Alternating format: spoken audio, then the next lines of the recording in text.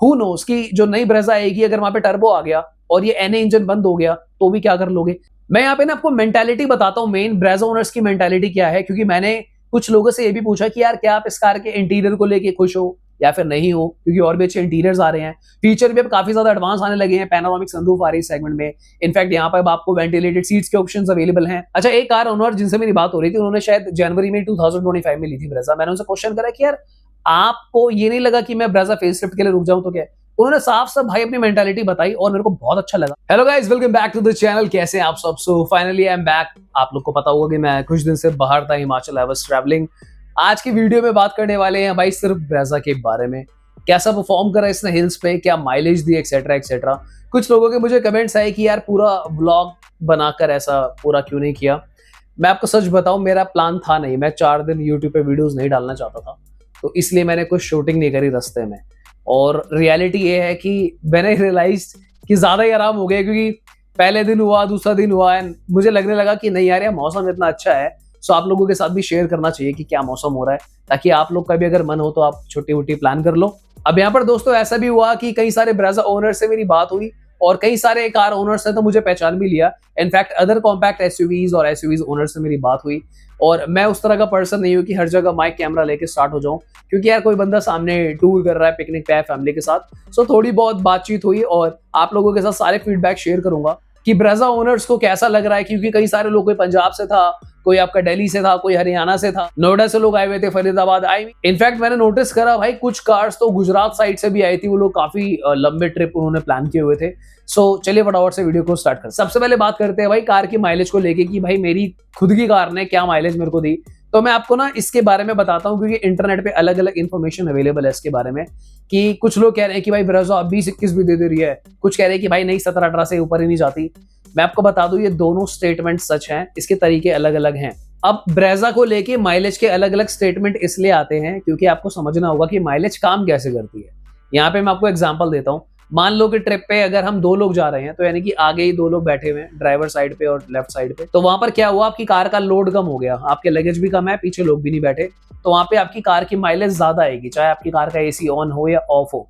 Of करोगे तो और ज्यादा माइलेज आ जाएगी। On the very same way, अगर आप अपनी कार चला रहे हो और आपकी कार का एसी ऑन है, 100 पे चला रहे हो, 5 लोग बैठे हैं, तो वहां पे कोई बड़ी बात नहीं, माइलेज आपकी 17 पे भी चली जाए हाईवेज पे। On the very same way, अगर आपकी कार का एसी बंद है और अगर आप समहाउ 75-80 पे कार को ड्राइव कर सकते हो, तो आपकी कार की माइलेज ज्यादा से ज्यादा आएगी। तो यही होता है, इसीलिए अलग अलग स्टेटमेंट आते हैं। तो यानी कि अगर आपको अपनी कार से ज्यादा माइलेज निकालनी है, तो अगर आप एसी ऑन करके 80 पे चलाओ, क्योंकि गर्मियों में बिना एसी के तो नहीं होगा। मैंने इस कार से आराम से 17 से 19 के बीच में माइलेज निकाली हाईवेज पे। अगर मैं बात करूं हिल्स की, जब पहाड़ शुरू हो जाएंगे वहां पर उतनी माइलेज नहीं आती है। इनफैक्ट अगर आपने मेरे पुराने ब्लॉग्स भी देखे हो, आई थिंक जिसमें मैं मसूरी और ऋषिकेश की वीडियो मैंने अपने चैनल पे डाली थी, तो वहां पर भी मैंने आपको बताया था कि जो मुझे समझ में आया, हिल्स पे अगर कार चलती है तो वहां पर ये आपको अप्रोक्सीमेटली 15 के आसपास या 14 के आसपास माइलेज देगी, डिपेंडिंग की एसी ऑन है और वेट कितना है कार में, luggage and all, and passengers कितने बैठे हैं। फॉर एग्जांपल जैसे मैं दिल्ली से जीबी गया, थोड़ा आगे हम कसौल वगैरह भी घूम आए थे, तो जो कंबाइंड एवरेज मैंने निकाली है वो मेरी अप्रोक्सीमेटली 16.8 के आसपास आ रही है, 17 मान लो, जिसमें मेरा हाईवे और हिल्स इंक्लूडेड है। अब ये इस बात पे भी डिपेंड करता है कि आपका पंजा कैसा है भाई, आप कितनी कार को पंजा दबाकर भगा रहे हो। एंड सरप्राइजिंगली मैंने 4-5 ब्रेजा ओनर्स से भी वहां पे बात करी, तो जो मुझे समझ में आया है, सबका जो माइलेज रेशियो है अप्रोक्सीमेटली इतना ही आता है। कुछ केसेस में जिनके पास स्मार्ट हाइब्रिड भी है, उनकी 1-1.5 किलोमीटर ऊपर माइलेज चल रही थी as compare to non smart hybrid car. Other than that, अगर मैं बात करूं देखो कार की ओवरऑल स्टेबिलिटी की, so that is really good. हालांकि अगर आप 120 प्लस पे ब्रेजा की स्टेबिलिटी को कंपेयर करोगे सेगमेंट में आने वाली बाकी कार्स से, तो डेफिनेटली बेटर ऑप्शंस अवेलेबल हैं। पर 120 के आसपास अगर आपको ब्रेजा भगानी है तो काफी ज्यादा स्टेबल कार है। कार के सस्पेंशन की अगर मैं बात करूं, हिल्स पे बहुत अच्छा परफॉर्म करती है। इनफैक्ट इसके सस्पेंशन ने तो मुझे कभी शहरों में भी ऐसा परेशान नहीं करा। अब क्योंकि कार में 1.5 लीटर का इंजन है, तो मुझे कहीं भी अंडर पावर नहीं लगी यार, बहुत आराम से मैंने इसको क्रूज करा, पहाड़ों पे भी चलाई, एंजॉय करा, कोई इशू मुझे लिटरली नहीं आया। अगर मैं बात करूं कार की एसी परफॉर्मेंस की, तो आपको पता ही है भाई दिल्ली एनसीआर में क्या हाल हो रहा है। अपन पंजाब होते हुए गए थे, जहां पे चंडीगढ़ एंड ऑल, हमने सारा मोहाली पार किया, तो वहां पे भी काफी गर्मी ही थी, ठंड तो नहीं थी। तो एसी ने बहुत अच्छा परफॉर्म करा और मुझे नहीं लगता कि इसकी कार के एसी में कोई भी कंप्लेंट है। इनफैक्ट 5 लोगों के हिसाब से भी अगर आप ब्रेजा में लोग बिठा लेते हो 5, तो कोई स्पेस का इशू नहीं है। काफी अच्छी ब्रीदी कार है और आपको मजा आएगा चलाने में। मैं यहाँ पे ना आपको मेंटालिटी बताता हूँ, मेन ब्रेजा ओनर्स की मेंटालिटी क्या है, क्योंकि मैंने कुछ लोगों से ये भी पूछा कि यार क्या आप इस कार के इंटीरियर को लेके खुश हो या फिर नहीं हो, क्योंकि और भी अच्छे इंटीरियर्स आ रहे हैं, फीचर भी अब काफी ज्यादा एडवांस आने लगे हैं, पैनोरामिक सनरूफ आ रही है सेगमेंट में। इनफैक्ट यहाँ पर अब आपको वेंटिलेटेड सीट्स के ऑप्शंस अवेलेबल हैं, ADAS level 2 adaptive cruise control, पता नहीं भाई क्या क्या आ रहा है जो कि आपको ब्रेजा में देखने को नहीं मिलता है। फॉर एग्जाम्पल जितने भी लोग थे ब्रेजा ओनर्स, इनका एक माइंडसेट क्लियर था कि भाई हमको ज्यादा शोशेबाजी चाहिए ही नहीं, हमको एक लॉजिकल कार चाहिए जो अच्छी परफॉर्मेंस दे, पावर का कोई इशू ना आए, सर्विस नेटवर्क काफी अच्छा हो, सारे के सारे बहुत कॉन्फिडेंट थे, क्योंकि मारुति का सर्विस नेटवर्क बहुत सही है यार। कार में अगर कोई इशू आ जाए, एक तो ना मैकेनिक्स को भी रटे पड़े हैं मारुति के इंजन, तो लोकल मैकेनिक्स भी फटाफट से इसको ठीक कर सकते हैं। सर्विस नेटवर्क काफी अच्छा है, इफ इन केस कोई पार्ट का इशू आ जाता है तो पार्ट्स की अवेलेबिलिटी बहुत ज्यादा सही है, पार्ट की कॉस्ट कम है भाई, लेबर कॉस्ट कम है, तो लोग काफी कॉन्फिडेंट थे कि भाई जो हम चला रहे हैं बहुत सही चीज है। एंड बाय एनी चांस अगर किसी को ये कार नहीं समझ में आ रही, 3-4 साल में अगर वो बेच भी दे रहा है ना भाई, इससे ज्यादा शानदार रीसेल वैल्यू कार की है ही नहीं किसी कॉम्पैक्ट एसयूवी। तो अगर मैं माइंडसेट की बात करूं तो काफी सारे लोगों के माइंडसेट जो है मैच हुए, कुछ के माइंडसेट तो मैंने ही बना दिए थे, क्योंकि उनमें से कुछ लोग तो वो थे जिन्होंने मेरी वीडियोस देखी हुई है। अच्छा मुझे ये लगा एक बार को तो मैं शर्मिंदा सा ही हो गया कि भाई कोई बुराई ना कर दे कि भाई तुम्हारी वीडियो देखी थी इसमें तो कमी है, बट भाई लकीली सबने यही बोला कि भाई आपने जो बातें बोली थी इस कार को लेके that is quite positive, car में सब कुछ सही है। जो बात मैंने इस कार के बारे में नेगेटिव बोली है वो फैक्ट है कि भाई इसमें इंटीरियर्स में थोड़ी सी कमी है, इंटीरियर्स को इंप्रूव करा जा सकता है। कार में 6th गियर की नीड है डेफिनेटली, अब ऐसा नहीं है कि बिना 6th गियर के नहीं चलती है, बेकार है, पर जैसा मैंने आपको बोला कि 120 प्लस पे इसमें 6th गियर की नीड महसूस होती है। अगर वो आ जाता तो भाई मैं आपको बता रहा हूं इसकी माइलेज जो है 22 के आसपास भी पहुंच सकती है बाय एनी चांस अगर यहाँ पर 6th गियर इंट्रोड्यूस होता है तो। हालांकि मुझे लगता नहीं है वो टर्बो में ही आएगा, अब ब्रेजा फेसलिफ्ट जब भी आएगी तो आएगी, अभी कोई लेटेस्ट अपडेट मेरे पास नहीं आया है। हालांकि मैं 4 दिन यहाँ पे था नहीं, तो अब वापस से मैं रिज्यूम करूंगा, क्योंकि मैं सच बताऊं मैं बहुत ज्यादा फोन चला नहीं रहा था। मैंने एक आध वीडियो वगैरह बनाई आप लोगों के साथ ही बस डिस्कशन करने के लिए, तो वहां पर बस इतना ही चल रहा। अच्छा एक कार ओनर जिनसे मेरी बात हो रही थी, उन्होंने शायद जनवरी में 2025 में ली थी ब्रेजा। मैंने उनसे क्वेश्चन करा कि यार आपको ये नहीं लगा कि मैं ब्रेजा फेसलिफ्ट के लिए रुक जाऊं तो क्या?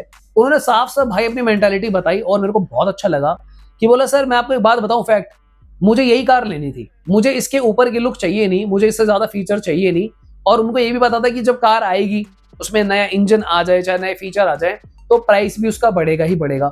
उनका ये कहना था कि भैया मैं इससे पहले चला रहा था ग्रैंड आई10, जो पुरानी वाली आई10 होती थी, ठीक है, जो सबसे पहले अपनी ग्रैंड आई10 आती थी। उसके बाद उन्होंने बोला कि भाई मैंने ब्रेजा पे जंप करा है, सेगमेंट चेंज हो गया, कॉम्पैक्ट एसयूवी में चला गया, इंजन की पावर बढ़ गई। बोले मेरे हिसाब से बिल्कुल लॉजिकल है। तो यहाँ पर एक क्वेश्चन बहुत जो मैं आपको ओपनली बोल सकता हूँ उस पर्सन से बात करने के बाद, मैंने भी आपको अपनी वीडियोस में कई बार बात बोली है, आपको अपने माइंडसेट पे ध्यान देना है। अगर आपको लग रहा है कि करंट वाली ब्रेजा आपकी सारी रिक्वायरमेंट को फुलफिल करती है तो आप उसको लो और आगे बढ़ो, ज्यादा परेशान होने की नीड नहीं है। बट यस अगर आप कुछ एक्स्ट्रा एक्सपेक्ट कर रहे हो कि यार ब्रेजा मैं नई वाली ही लूंगा, मुझे करंट वाली की लुक्स नहीं पसंद, या फिर मुझे नहीं पे करना एक्स्ट्रा 30-40-50 हजार रुपए अगर बढ़ता है तो, या फिर मुझे नहीं चाहिए टर्बो इंजन, कल को हु नोस कि जो नई ब्रेजा आएगी अगर वहां पे टर्बो आ गया और ये एनए इंजन बंद हो गया तो भी क्या कर लोगे? हालांकि अगर नहीं होता तो वेल एंड गुड है, बट आज के डेट में जिस तरीके से कंपनी प्रोग्रेस कर रही है भाई, रातों रात स्विफ्ट में से उन्होंने बंद कर दिया 4 सिलेंडर इंजन। बताओ क्या हुआ? कई सारे लोग वेट ही करते रह गए, अब अवेलेबल ही नहीं है कि नई स्विफ्ट लेंगे 1.2, उनको 1.2 लीटर 3 सिलेंडर लेना पड़ा।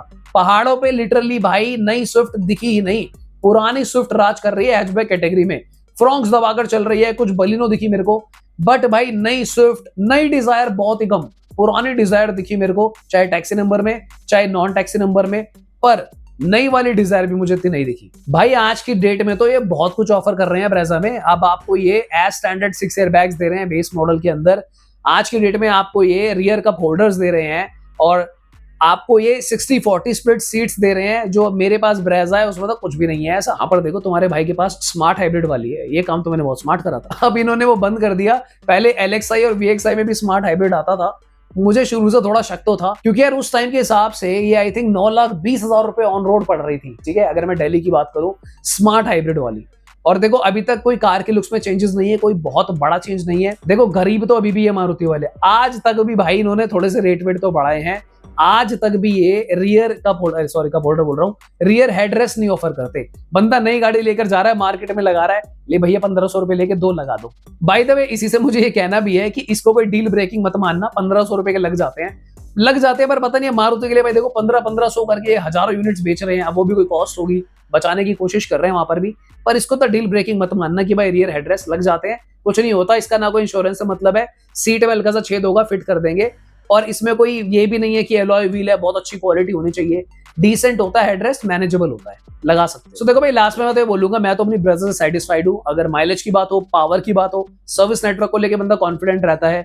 करंट वाली जो ब्रेजा है भाई 4 स्टार है, इतना तो मुझे भी समझ में आता है। मुझे अपनी कार इतनी अनसेफ नहीं लगती है, खूब कार्स मैंने चेक करी है, so it's a decent car. कल को दिमाग खराब होता भी है, नहीं मेरे को मन कर रहा है या फिर मेरा मन ही भर गया, क्योंकि देखो ऐसा तो होता है यार, मैं काफी कार चलाता रहता हूँ, काइलैक चला रहा हूँ, कभी सिरोस चला रहा हूँ, कभी कुछ चला रहा हूँ, कभी कुछ चला रहा हूँ, तो कई बार लगता है तो मन कर भी जाता है कि चेंज ही कर लेते हैं यार, काफी टाइम हो गया। हालांकि मेरा कोई ऐसा प्लान नहीं है कि मैं अभी अपनी कार को सेल करूंगा, बट इन फ्यूचर कभी भी साल 2 साल जब अगर कभी मेरा मन करता भी है, तो मैं as a happy customer, depends on my profession कि अभी मेरा क्या प्रोफेशन है, उसके हिसाब से कभी चेंज करूँ तो करूँ। पर फिलहाल मुझे लगता नहीं इस कार में कोई भी कमी है। करंट में भी जो ब्रेजा आ रही है, फेसलिफ्ट आए ना आए, काफी सही है, लुक्स काफी अच्छी है, बल्कि लगती है भाई जिस प्राइस पे आती है, वर्थ बाइंग का। बाकी देखो इंटीरियर तो बदलने जरूरी है, इस बात पे मैं अभी भी सहमत हूँ। अच्छा, मैंने कल एक और वीडियो भी बनाकर डाली थी, अगर आपने वो देखी हो, क्योंकि देयर वाज अ टाइम कि जहां पे मैं कुछ सामान ले रहा था और एक ब्रिज था रिवर के ऊपर, तो वहां पर क्या हो रहा था कि कार्स को रुक कर ही जाना था, क्योंकि थोड़ा सा वहां पे स्लाइटली ट्रैफिक था, क्योंकि वहां पे लोग पैदल भी जा रहे थे, तो कार को रुक रुक के जाना पड़ रहा था। तो सामान लेते लेते मैंने काफी सारी कार को ऑब्जर्व करा, तो मैंने एक स्पेशल वीडियो बनाई है कि सबसे ज्यादा मैंने कौन सी कार्स देखी। वो वीडियो भी आप जाके चेकआउट कर सकते हो, मैंने कल अपने चैनल पे डाली थी। ऑलराइट, तो फिर आज के लिए इतना ही, मिलते हैं दोबारा किसी और दिन। कंसीडर सब्सक्राइबिंग, हमारे चैनल पे बहुत इंटरेस्टिंग चीजें होती रहती हैं, सब्सक्राइब मारो, लाइक करो। मिलते हैं दोबारा किसी और दिन, बाय बाय, टेक केयर।